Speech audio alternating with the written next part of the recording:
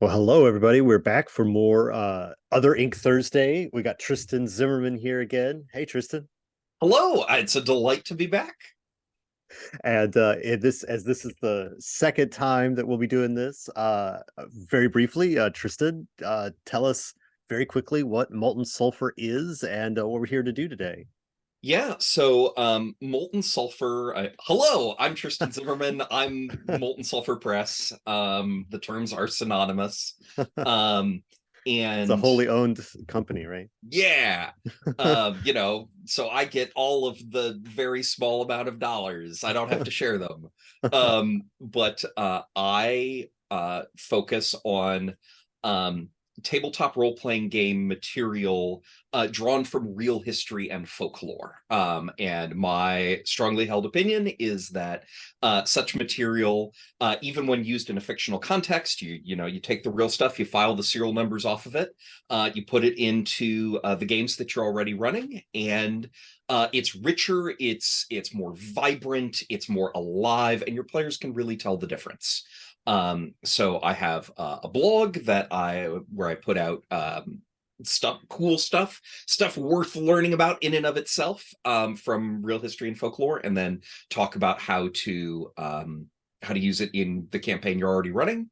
And then I also publish tabletop role-playing games that are set in real history and folklore. Yeah. And that's at the blog's at moltensulfurpress.com/blog, right? Moltensulfur.com. moltensulfur.com/blog.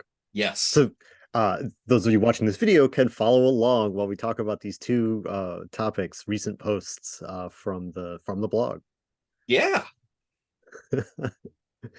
Great. So what have you got for us first? So I have brought for you today two really cool kind of travel stories, Nice. both set in European colonies in North America, one in the 1600s and one in the 1700s, but they're very different stories, and they're gameable in I think very, very different ways. But I think they're both super cool. So the one I'm going to start out with is uh, in the late 1600s. And it stars a man named Elias al-Mûsili, who is a Chaldean deacon from Baghdad, who travels widely through Spanish-occupied Central and South America. All right. Um, All right. I so, like all of those words. so around this time period, the Chaldean Christian Church, which is uh, a sect of Christianity found in the Middle East. The Chaldean Christian Church had reestablished close ties with the Roman Catholic Church. And Elias al-Mûsili is a deacon at a church in Baghdad. And his church desperately needed money. And so he thought to himself, well, we're friends with the Pope in Rome again. I have heard that he has money. I will go talk to him and see if he's got any money for us. Just, Um, any money laying around. yeah, yeah. So in 1668, he leaves Baghdad, he travels to Jerusalem, and then onwards to Rome, and he meets with Pope Clement the Ninth. And we have for all these adventures, al-Mûsili later wrote down kind of a memoir of his experiences, and so this is what we have to draw on for what his travels were like. And he gets to Rome and he meets with the Pope, and he doesn't write down in his memoirs whether the Pope gives him any money or not, so we don't know. But one thing that the Pope definitely gives him is a letter of introduction. And now is as good a time as any to talk about letters of introduction. Yeah, yeah, it's a very appropriate time. Yeah, so in a world where you can't just like pick up the phone and call somebody and be like, hey, I've got this guy here who says he knows you, is that true? There's no ID, there's no background checks, you know. Letters of introduction are are just like a vital piece of a traveler's kit. Where particularly a wealthy traveler or well-off traveler who needs to make connections in the place that they're traveling to. And so you know, if you're traveling to a new place, you find somebody that you know who already has connections there, and you say, hey, would you mind writing me a letter? And they write a letter and they say, hey, the bearer of this letter, and maybe I'm going to throw in a quick little bit of like physical description so you know it's really him. The bearer of this letter is a chill bro. He is a nice guy. It's a chill, bro. He's my friend, and I think that you two might be friends too. And so then you can show up on the front doorstep of the person to whom the letter is addressed and say, hey, I have this letter.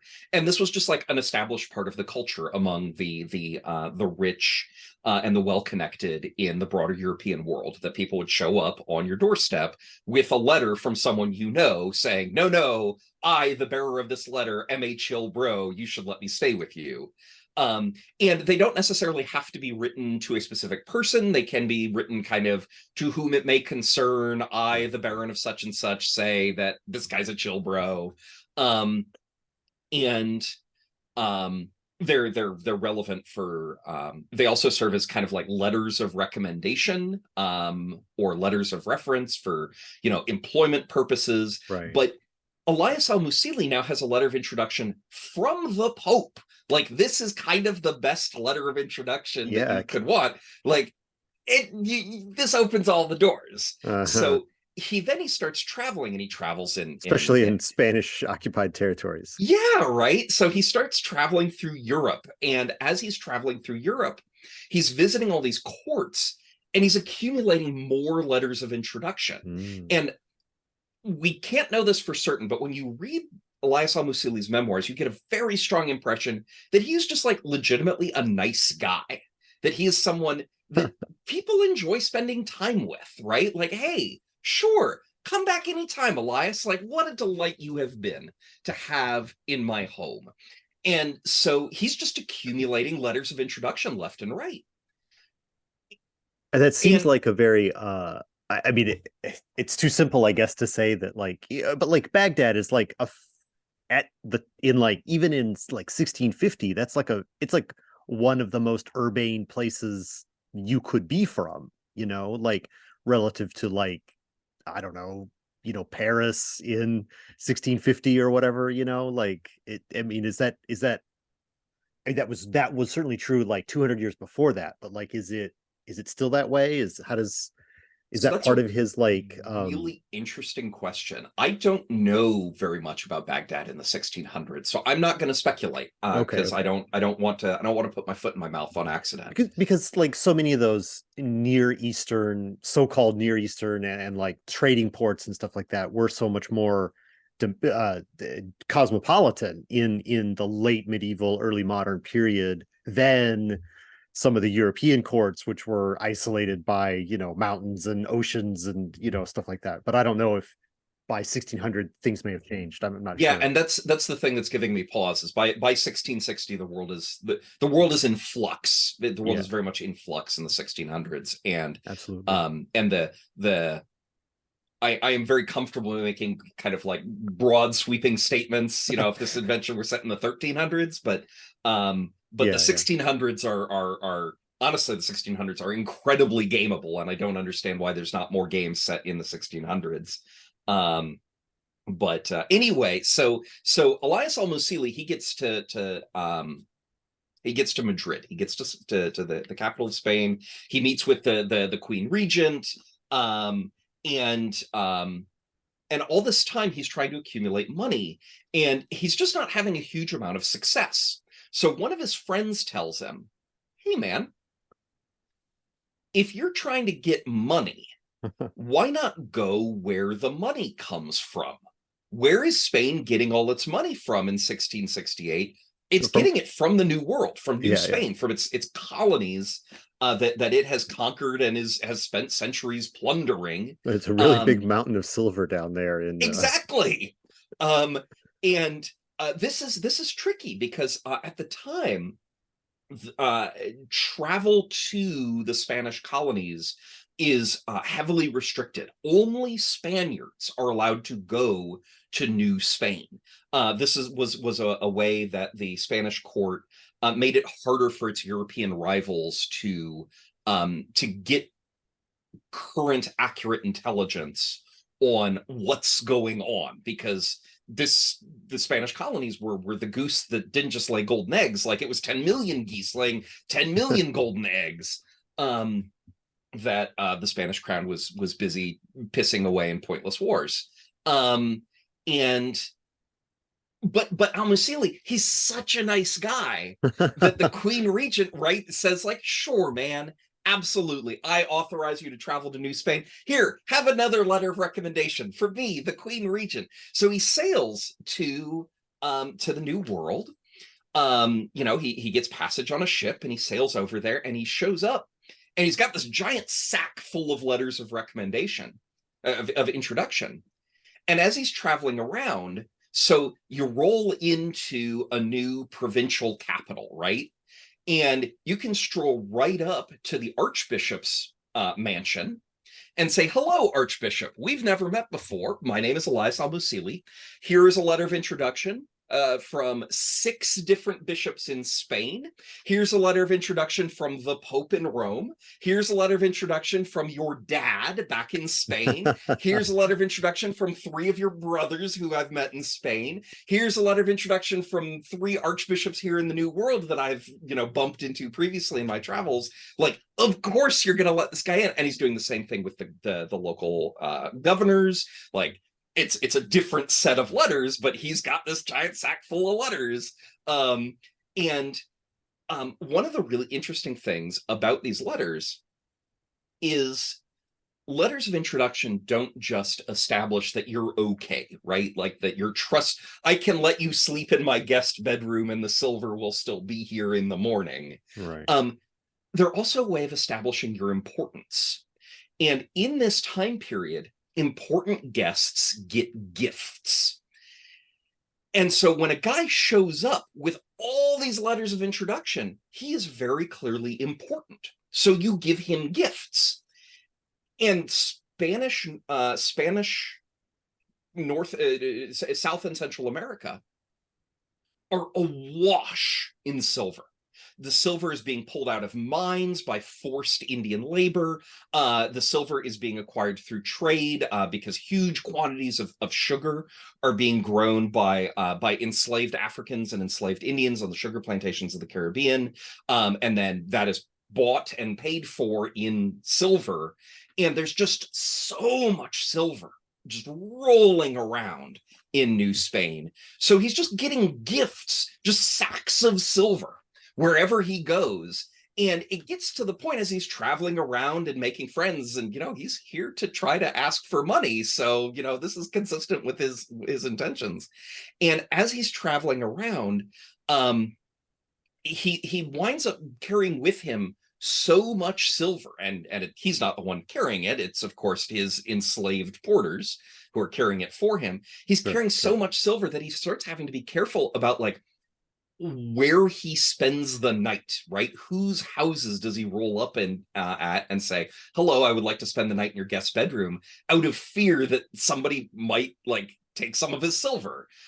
He winds up having so much silver that he's carrying with him that he becomes a sort of mobile bank, where local viceroys can say to him, gee, Elias al-Mûsili, you're a nice guy, and I could really use a loan, right? And I'll pay you back with interest the next time you roll through Lima or wherever we are here today, Potosi.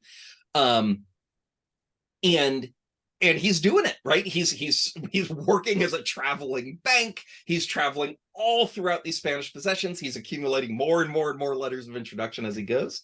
And eventually he returns home to Baghdad with just all of the money in the world, and then kind of vanishes from the historical record at that point, Right, having succeeded.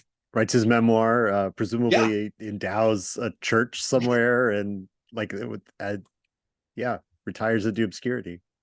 yeah, and that's what happens to him. So from a gaming perspective, I kind of see three different ways that we can use the Elias al-Mûsili story. So first, the letter of introduction is treasure in and of itself, right? It's a Right. bit of delayed gratification if, oh, you went and you saved everybody from the kobolds, so now the Duke gives you a letter of introduction. Like, well, gee, thanks, your Dukeness, but like, I don't suppose you could give me a sack full of silver or a +1 sword or something instead. So it's delayed gratification. But these letters of introduction,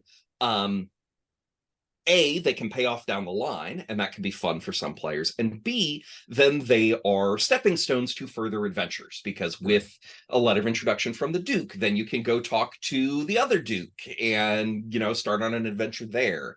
And you start getting gifts because you're clearly important because you have a letter from the Duke, and it can kind of snowball in, as we see in the Elias al-Mûsili story. So that's really fun. um thing the second is, it can serve as an adventure hook if the characters need a letter of introduction but don't have one. Letter of Hmm. introduction doesn't necessarily have to physically describe the bearer. So if you need one, maybe you can steal one. Right. Right. So you could totally have a thing where you tell the GM, tell the players, like, look, you have this really cool thing that you want to do, but you're going to need a letter of introduction to do it. How convenient then that there's going to be an event in town next week where there's going to be people who are important and need to be here for the event, but don't know anybody. So they're going to be carrying letters of introduction. And if you can steal one or more of these letters, then you can do the cool adventure. And to me, that sounds like a really fun adventure hook. You might or might not make the people you're robbing scumbags, because if they're like scumbag rich and important people, then you can feel good about robbing them. Sure. um Sure. and then number three is just al-Mûsili himself as an NPC, right? He's rich, he's peripatetic, he is incredibly well connected, and he's just like the nicest guy you've ever met. And Right. because he is a traveler from a far off land, assuming that that when you were filing the serial numbers off, you are putting him as traveling around in the area that the players are Right, you're playing in a fictional in. version of South America, Spanish Right. New Spain, and here's this guy or person who's from fictional Baghdad, which is, like, what are you doing here? And like, well, what are you doing here? Exactly. Like, You're playing around in the Nentir Vale or whatever, and somebody shows up from grim, distant, far off Waterdeep. Like, because he's from so far away, you could just kind of drop him anywhere, right? He doesn't have deep roots in the local environment. Um, so he doesn't need justification when he right, pops right. up. He just appears. And yeah, I think that the story of Elias al-Mûsili is super fun and super gameable. Yeah, I mean, it really sounds like it. I love the one thing. It's like you're talking about the stealing the thing. Like, I mean, there's a it's like yeah, you hear like diplomatic credentials, right? Like diplomats come and they have to exchange credentials and like all that stuff. It's sort of like a descendant version of the letter of introduction kind of thing, that like ambassadors and stuff are sending, even to this day, they're sending their things. So like these intercepting them and then pretending to be the person, and like if it does have the physical description, then you have to like get some hair dye, or like or you have to Fake forge scar. the document, or edit out that part, like, I mean, yeah, it's so much. It's all those like when a plan comes together kind of stuff. It's one of the steps on a plan comes Yes. together kind of Yes. thing, that you have to acquire all the pieces to go do, like you say, the cool thing, whatever that is, I into love the the idea of writing in the margins. oh, my bad. Just after I finished writing this physical description, this nice ambassador had that prominent mole that I described removed. So she doesn't have that mole anymore. Sorry to mislead you. Right. And but then like you're also depending on like how literate your society is, like some of those things, like, you know, I've seen the deed for the you know, like in English basements, they have like deeds to monasteries that are like written on vellum 600 years ago or whatever. And like it's got all kinds of words on it in Latin, but like then it's got these big like ribbons and seals and stuff on them to like so you know they're official, right? Yeah, so you know And it's so the real like deal. if depending on how literate your society is in, you could be waving around basically anything. It's like it's an authentic document. It doesn't describe me, but it's an authentic document. Here's the seal, and like you can kind of show it Yeah. to like the first tier of people and get in just on the fact of as a bearer of the document, you know. And then like the first time you show it to somebody who reads, they could be like, "This isn't you," you know, or you know, or like this is from my brother, and like he didn't send me you know, he didn't send me a separate letter confirming that he was sending you this with you this letter. So, you know, you can get into some hijinks, but I don't know. It's such a great idea, such a gameable thing. That's the letter of introduction. Yeah. It's great. Well, should we move on to our second traveler here? Oh, sure, sure. Let's do it. All right. So our second traveler is going to be traveling in the late 1700s in British North America, what we have since then come to call the 13 colonies. Um, and he's a guy named William Mylne. He's a Scotsman, and he is an architect. And he's not just an architect like by training and by vocation, he's an architect by blood. His family, his ancestors have been the royal architects of the kings of Scotland going back to 1481. And then in 1765, Mylne wins a contract to build a bridge in Edinburgh. Um, and the way the winning the contract works, I think it's just like really interesting. It's a very different way of bidding for contracts than what we do today. The way it works is Mylne submits his design. The town council of Edinburgh picks his design from among all the designs submitted, and says, "All right, here's £10,000. Just essentially, here's a giant sack full of money. Here's £10,000. That's all you're going to get from us. You are now on the hook to build the bridge." Right. And if it costs you £9,000 to build the bridge, then you get to pocket £1,000 of difference. If it costs you £20,000 to build the bridge, you're going to have to come up with the other 10,000 on your own. Like you are now legally obligated to produce the bridge depicted in these designs. Best get to it. Right. So he's making this bridge, and his design isn't quite up to snuff.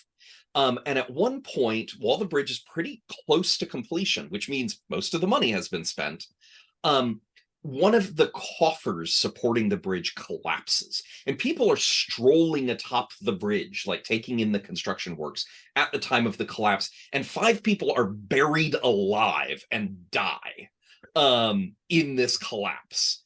And so one of these coffers collapses, and the town council is understandably somewhat concerned that the same thing might happen to the other coffers, which have pretty much the same design. And so they say, okay, look, there's established law for how we do this. The way we do this is we're going to tear down these coffers. And actually, we're not going to do it. You are required to tear down these coffers, and we're going to check the inside of them. And if they were good, right, if it turns out there was no need to tear them down, then we, the Town Council of Edinburgh, will refund you the amount of money it costs to tear down and rebuild these coffers. But if they were bad, then you're on the hook for that money. Which is sensible, like it makes sense, but there's red tape involved. And over several years, many of the coffers on the bridge get torn down and inspected and rebuilt, and the town council of Edinburgh is kind of taking its time refunding the money. And William Mylne is now deeply in debt. The good news is comes from a very rich family, so he's not deeply in debt to a bank. He's deeply in debt primarily to his relatives who have loaned him the money. But this is taking forever, and he's worn down, he's wrung out.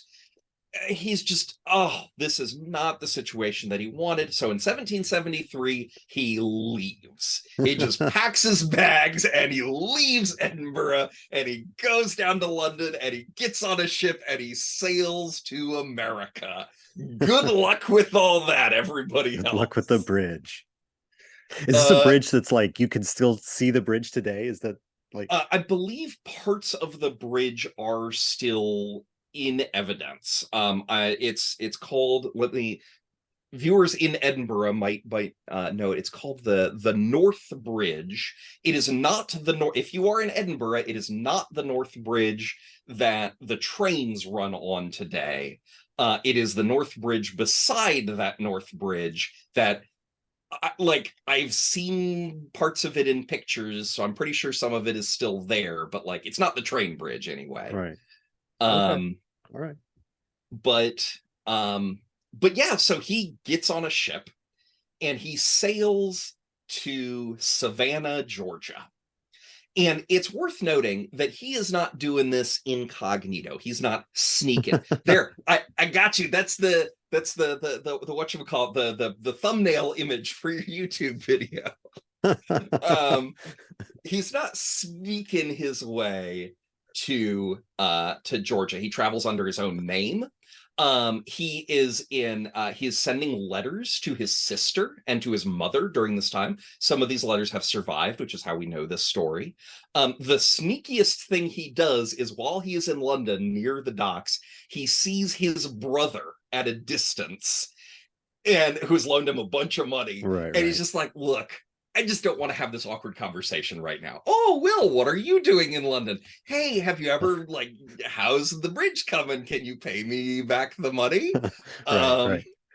So he hides from his brother and lets his brother go past. That's the sneakiest thing he's doing. He is traveling open and freely, gets to Savannah, and savvy viewers may have noticed I said 1773, which means things are kicking off in the American colonies.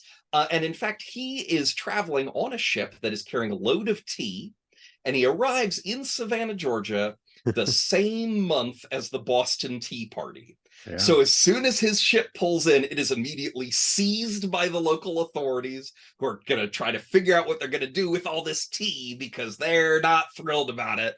Right. But that's not William Mylne's problem. He's just a passenger. Right. He keeps going, and he travels to Augusta, which at this time, Augusta, Georgia, is very much the backcountry. And he buys a cabin outside Augusta in the woods.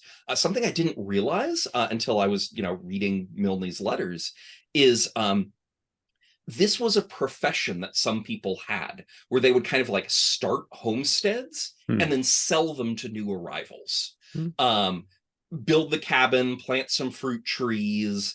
That's the part they were good at. They didn't then want to keep farming the land. They just wanted to, and so, you would turn around and sell it. So he buys one of these kind of pre-made homesteads way out in the woods, and rapidly discovers that he is no good at homesteading. He's about as good at homesteading as he is at building coffers. And by the late 1700s, the word fop has started to fall out of favor. But that's what this guy is. He's a fop. He's a rich, well-dressed, and the word dandy has not started to come into favor yet, but whatever. He's rich, he's well-dressed, and he doesn't know the first thing about practical living, right? He doesn't know how to plant crops. He can catch fish in the stream, but then he doesn't know how to preserve them. He doesn't even know how to launder his own shirts. So he has to pay somebody in a neighboring homestead to wash his shirts for him. But he's very popular with all of his neighbors because he's so weird, right? He might as well have come down from Mars, as far as these dirt poor settlers are concerned. And like, so they're staying in his cabin for hours listening to him tell stories about how the rich and well connected live back in the old country. And um I could easily imagine he's got to justify like how he's this rich important person who's decided to come live in the woods of Georgia. Like I imagine there's a bit of like, I don't know. Obviously, this is me inserting into the story, but like it's sort of like, well, Edinburgh's never gonna take off. Augusta's where it's at. Like I've decided to, like, or something.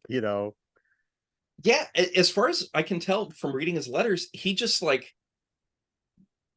genuinely thinks that he is better suited to being a farmer, like by personality, than he is to being an architect, which after several months he eventually figures out is demonstrably untrue. He is a really bad fit for being, certainly for being a homesteader. He's writing letters to his mom where he's like begging for money but trying not to look like he's begging for money, and like, oh, if you could send me 50 pounds to my return address. Again, he's not really hiding here. Right. Like, if you could send 50 pounds, well, I could buy some necessities like shirts and waistcoats, and oh yeah, if there's a little money left over, then I guess I could buy some like tools or something maybe. But if you send 200 pounds, oh, then I can buy some more land, and I can buy a bunch of enslaved people to work the land for me. And that I think that's what I'm inclined to do. I think that doing architecture work is not for me, but commanding people people who are my property and who have no ability to say no, commanding them to do work in the fields like that is something that I can do. That is something I feel like I can do. Like, It's a real wow. self-own of a letter. Yeah, self-own. So eventually he decides that this is just not a great fit for him. So in early 1774, he leaves Georgia. He wants to travel to New York City, because he has heard that like it is a city, and he thinks he can find architecture work there. The problem is, so the roads in British North America are bad. And they're worse in the southern colonies where he is. I mean, they're just really bad. We do have some indications that they were in considerably better condition when this area was still governed by the native nations.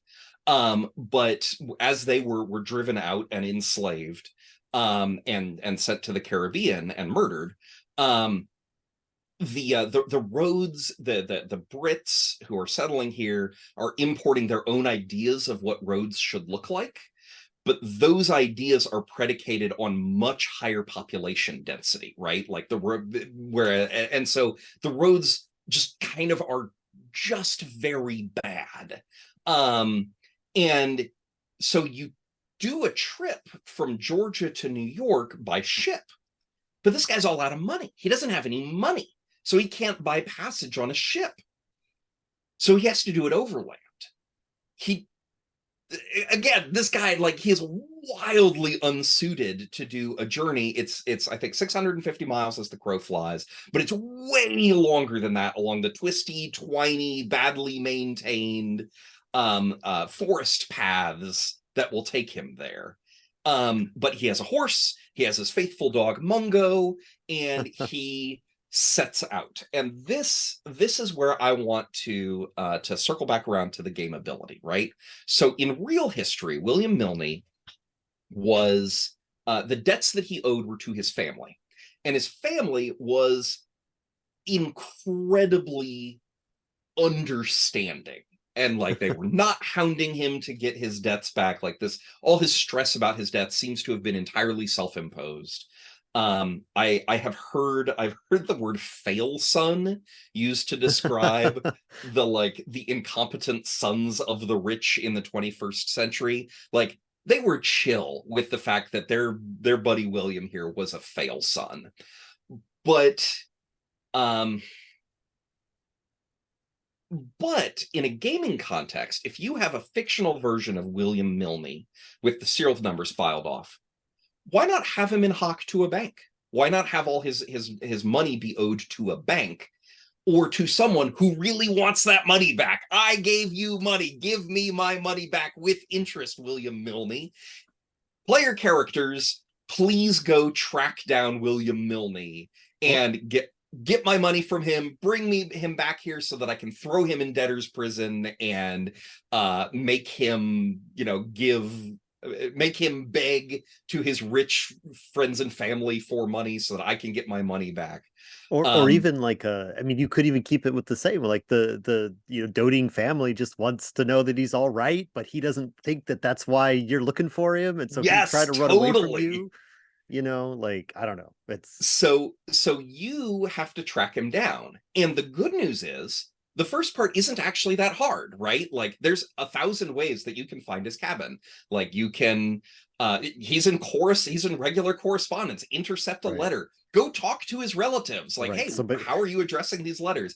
Go down to the Port of London and be like, all right, so a guy, his name was William Mylne. He looked like this, would have departed around this time. Like, where was he going? Oh, I was going to Savannah, Georgia, sir. Thank you very much. You sail to Savannah, Georgia. Hey, William, oh, you mean that weirdo up in Augusta? Like, let me tell you where he yeah, lives. This is I what got all his NPCs sound like, by the way. also tell him to come get his laundry.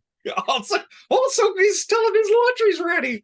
So you track him down to his cabin, and he's gone.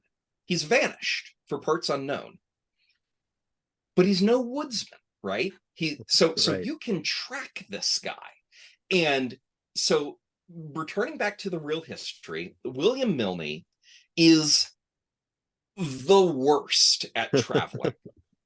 And his letters are full of these like incomprehensibly incompetent anecdotes about his time on the trail. So like he's left Charleston, he's traveling along coastal roads, and he's going north, he comes to a crossroad, and he's seated atop his horse. Mungo's beside him, Mungo the dog, and he unfolds the map.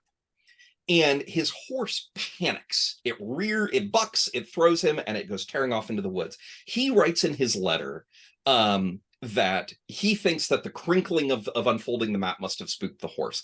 I have run this past a horse person who told me, no, that's insane. Like a horse is not going to panic because it heard crinkling paper. Like, I'm not disputing that the horse may have panicked, but it was for some other reason, and Mylne just doesn't know anything about horses. Like, okay, you know more about horses than I do. I will trust your judgment on that. So the horse goes tearing off through the woods. And at some point in this process, it's the saddlebags fall off, which I ran this past a horse person. They said that should not even be possible.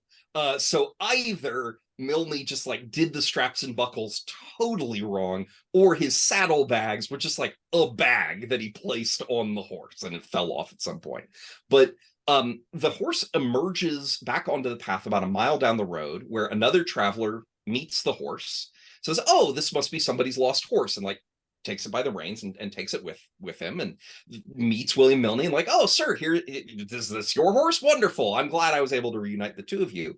But Mylne, cool, great, he's got his horse again, but he needs the contents of the bag, which is somewhere off in the woods. The bag, by the way, contains his shirts. He can't travel without his shirts. Yeah. So he he has to like, So he did pick up his laundry before he he left did. town. But so he's traveling. So he goes down the road to where the horse like emerges onto the road, and he can see, from the broken branches or whatever. And then he has to like backtrack to follow the horse's path backwards through the woods, find the bag, and then put the bag back on the horse, and then like lead the horse back out of the woods and resume his trail. Now, imagine if you are the player characters and you're tracking William Mylne, and William Mylne, oh, he shouldn't be too hard to track. well, that's weird. We've just come to this place. We've come to this crossroads, and like there's a bunch of churned up earth from where the horse bucked. Maybe there's some blood on the ground because maybe he cut himself on a stone when he fell. And then the horse goes off into the woods, but then his boot prints go off down the road. What do you follow? Right? Which do you follow? And then you're doing your kind of Aragorn tracking thing, whichever one you're following. And like, none of this is making any sense. At some point, another set of boot prints meet up with the first one, but those boot prints are leading a horse, and then the horse backtracks, and you can follow those into the woods, and like, hey, here's a place where there's a bunch of crushed vegetation, as if there was like a heavy bag that was placed here and then recovered. Like, well, but why is he going through all this effort to recover this bag? How did he know the bag was even back here? What's in this bag? And so I'm gonna tell a couple of other of these anecdotes, but they all kind of center around the central thing, which is that Mylne is no good at anything. But if you don't look at the evidence, from that perspective, he can look like some sort of master planner, right? It's like, oh man, what's going on? What three-dimensional chess is he's got he allies that here? left him supplies in the woods, and exactly like, oh no, this is so bad. And then at some point, the players will put together like, oh no, he's just an idiot. and at that point you stop, right? Like once the players have figured out, oh no, he's just an idiot, then okay, you just ride ahead to where he's going, wait for him to catch up. Like, but if you're doing all this Aragorn tracking of this scenario, then you're wasting time. He's getting ahead of you. He's another one, he's in North Carolina. He's traveling from Brunswick to Wilmington. And at Brunswick, a passerby tells him, hey, easy route. Stay on the main road. It's 17 miles to Wilmington. So he rides on. And at the 10th mile marker, the road forks. The passerby did not tell him anything about a fork. I guess now is as good a time as any to mention that people in the 13 colonies, for the most part, did not travel. It was not a thing that you did. So Mylne is really not like meeting very many people that he can ask for direction. So he's getting lost all the time. And he comes to this crossroad and he says, well, I don't know which route to take. That one seems wider. I'm going to take that one. It should be 7 miles to Wilmington. So he takes that one and he rides, and 10 miles have passed and no Wilmington. He's 3 miles overdue. Now, Matt, a sensible person would, in this circumstance, say, well, that was a bust. I'm going to ride 10 miles back to the fork, take the other fork, and ride 7 miles to Wilmington, and add 7 miles to my journey. But like, that is the price we pay for making mistakes. Right. Oh, well. What a sensible woodsman would not do is say, well, I'm on, the road forked. I'm over here. I'm just going to cut cross country over here until I bump into the other road. Like, no, you don't do that. That's where I'm thinking. Like, all you got to do is like, you just head for the ocean. It's that way, And so I guess that's what Mylne does. That's what Mylne does. So is he just cuts cross country, and he's just wandering aimlessly through the woods. Night falls because it's late at night at this point. And around about midnight, he reaches a path. He's like, oh, thank goodness, I have found the path. I will take it in a northwards direction. Wilmington, here I come. And the path leads him not to Wilmington, but to an abandoned cabin with the roof caved in. That's where the road terminates.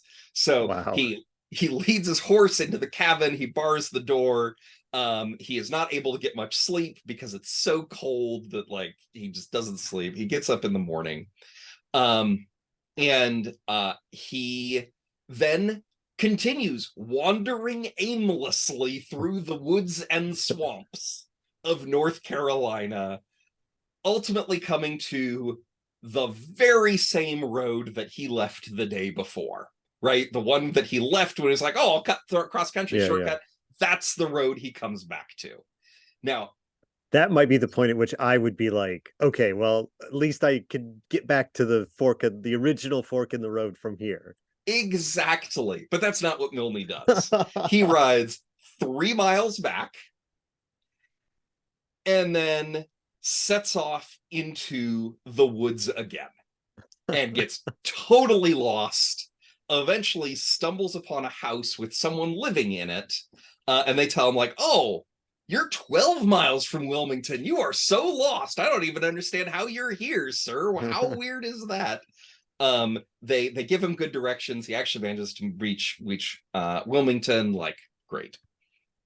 Again, imagine the party is tracking William Mylne and they're doing their Aragorn thing and like, he just breaks off from the path here, just going straight into the woods. What does he know that we don't know?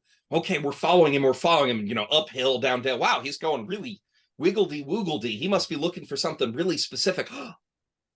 This abandoned cabin. What was in this abandoned cabin that he went through so much trouble to reach it? He doesn't seem to have dug in here. Maybe there was an object secreted somewhere in here that he's recovered for his whatever purposes he's up to. His genius plan. Exactly. And so you're wasting time while you're trying to figure it out. And of course, it takes longer to track than it does to travel. So he's getting further and further ahead as you're trying to go through the woods. He winds up making weird impressions on people as he's traveling. No surprise. At one point, he loses his dog Mungo, but like talks to the local sheriff, and the local sheriff's like, if Mungo turns up, I'll take good care of him, sir. Don't you worry. At one point, you mentioned his letters. So do you have are there other records from people who saw past from the other side of the story? Like he's got letters that he sent to his family, but like you say that like he left a weird impression on people. Are there like journal entries and stuff from like the local sheriff that like, okay. If they exist, I am not aware of them. I would not say they don't exist, just that I have not read them. But like there's a widow that he is convinced this widow wanted to marry him. Like he is just absolutely certain, which, hey, dudes don't always have a great track record with telling whether ladies are into them or not. So, maybe she's just not that into you, my dude. Yeah. And like at one point he meets a guy who's like, sure, I'll let you stay in my house, but your horse is not allowed to stay in my stable. No way, no how. Your horse is dumb and I don't like it and it's not allowed in my stable. So if you're going to stay in my house, that's your business, but get rid of that horse. So he like has to keep riding because he can't just leave his horse willy-nilly. What a strange deal. Yeah. So he meets a bunch of people who like in his letters, they come across as like weirdos, right? Like, oh, why did these people? And so it kind of makes me wonder like, yeah, but also you don't understand anything about them, William Mylne. Like what is the real reasoning that you didn't pick up on? What are the key details that make this all make sense that you didn't notice? And so they're not in your letters, so I have no access to them. Right. So this is like the gameable part again, where it's like you're getting to fill in these NPCs after the fact. Like if you pick up this story and file, Mylne's serial numbers off or whatever, then you're like, you get to play all the NPCs who are like, this guy was a weirdo, like I was not into him. Like, I did the perfectly normal hospitality thing, and like he just kept dropping hints all through dinner, and I kept telling him I am not into that, and like, but boy, he just would not get it. He showed up and like his horse was diseased, like clearly contagious. Yeah. And I told him, don't bring that. Like, I need my horse. It is vital for my livelihood. And he thought that I was making this weird, unreasonable request. Like, oh man, but the disease, like, how does the disease factor into it? So any case, at some point, your players are going to figure out that like, oh no, there's not a master plan here. There's no cunning scheme. Like the man's just a moron. And at that point, you wrap it up. And I certainly would see this as kind of this being a single session adventure. I would not prolong this any longer than it needs to be prolonged. You do the thing that's fun and then you're done. But like Also, that's just good adventure design, right? Like that's how we should all be preparing. Do the thing that's fun and then don't prolong it longer than it's fun. Right, and then you catch up to Mylne finally and recover the letters of introduction that he had, that then you go do a real cool thing with in the next session. I love it. So anyway, he reaches Philadelphia. Philadelphia is reasonably close to New York City. And he at that point he sells his horse, uses the money to buy sea passage to New York City, gets to New York City in 1775 and is totally unable to find work as an architect because it's late 1775. Lexington and Concord have happened. Like the Revolutionary War has begun, and here's this fancy British lad who's like, "Oh yes, I'm very fancy and British. Like, do you have work for me?" And New York City at this point is very much under Patriot control. So no, we don't have any work for you. Oh, but you see, I have these letters of credit from banks in England that say that I am good for money. Like, yeah, but those are like 3 months travel away. And also we're starting to be at war with those banks. So like, no. So eventually he gets on a ship and he travels back to Britain, and he manages to find work as an engineer in Ireland, which seems to be work that he enjoys much more. Eventually all the red tape gets sorted out. He does get reimbursed by the City Council of Edinburgh, so he is able to pay off his relatives, or probably some of his debts get forgiven rather than paid off. But like everything turns out okay for him in the end. But yeah, he has some serious backpacking in Europe adventures while he is figuring out who he is as a person. And I really like the idea of the players tracking him, and maybe they've had some suggestion that he's some sort of mastermind, like the architect of schemes or something. And no, he's just an idiot. That's the big twist. And as soon as you figure that out, then you just ride ahead of him, wait for him to catch up, grab him, say, "You're going back to wherever we came from because the bank wants to have words with you, son." And of course, some players might not necessarily want to play as the repo man, essentially, which is totally justifiable. But I will point out again, this is a poor little rich boy. You're not exactly putting the screws to anybody who can't, who he got himself into this mess. He has every resource in the universe available to him. Like, this is fine. It is okay to grab this guy and get his incredibly wealthy parents to bail him out of jail.